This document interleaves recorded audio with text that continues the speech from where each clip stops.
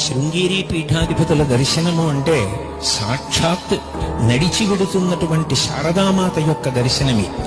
నేను ఈ మాట ఎందుకంటున్నాను అంటే, మీరు శృంగేరి పీఠ పరంపరలో వచ్చినటువంటి మహాత్ముల యొక్క జీవిత చరిత్రలు పరిశీలనం చేస్తే అనేక పర్యాయములు వారికి శారదకు అభేదము ఆవిష్కరింపబడింది.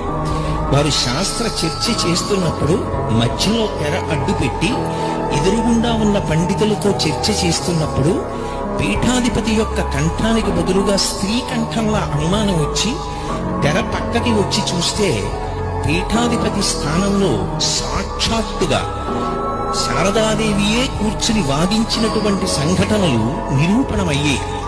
అంతటి గొప్ప అనుష్ఠాన బలం కలిగినటువంటి వారు.